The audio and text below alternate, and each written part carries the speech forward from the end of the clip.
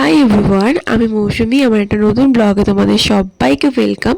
আজকে ছিল 27শে মার্চ, আর আজকে ছিল অনেকই একটা খারাপ লাগার দিন, কারণ আজকে ছিল আমার কোম্পানিতে আমার লাস্ট ডে। আর তাই স্টোরের সবাই মিলে একটা ছোট্ট ফেয়ারওয়েলের আয়োজন করেছিল, যেখানে সুন্দর কেকের উপর লেখা ছিল প্রে টিয়ার 85 বেস্ট অফ লাক। তো এটা দেখে আমি প্রথমে খুবই ইমোশনাল হয়ে গেছিলাম, অনেক কান্নাকাটি করে ফেলেছিলাম।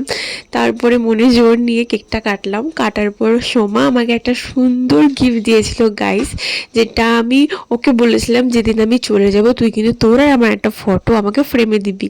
তো ও ওই ফটোটার সাথে সাথে ও আরও দুটো ফটো দিয়েছিল, আর দিয়ে বলেছিল যেহেতু আমি তোর দিকে বন্ধুত্বের হাতটা বাড়িয়ে দিয়েছি, তুই কিন্তু ওই হাতটা কোনোদিনও তুলে নিস না।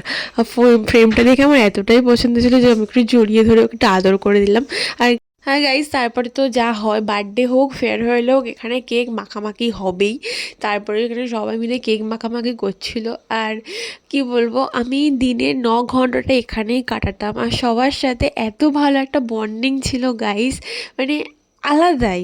মানে আমি অনেক মিস করব যখন আমার শরীর খারাপ হতো না, এই মানুষগুলো আমাকে এত করতো, মানে নিঃস্বার্থভাবে করতো। এই দিনগুলো হয়তো আমি আর ফেরত পাবো না। তো যাই হোক না কেন, অনেক মন খারাপ নিয়ে আমি বাড়ির দিকে চলে আসি, কারণ আজকে রাতেই আমরা বেরোবো ঘুরতে। তাই আমার একটা জুতো কেনার ছিল, কিছু টুকটাক কেনাকাটি ছিল, সেইগুলো কমপ্লিট করে আমি চলে গেছিলাম আমি পার্লারে। কারণ ঘুরতে যাব, একটু তো গ্রুমিং দরকার গাইস। তাই স্পা করেছিলাম আর থ্রেডিং করেছিলাম।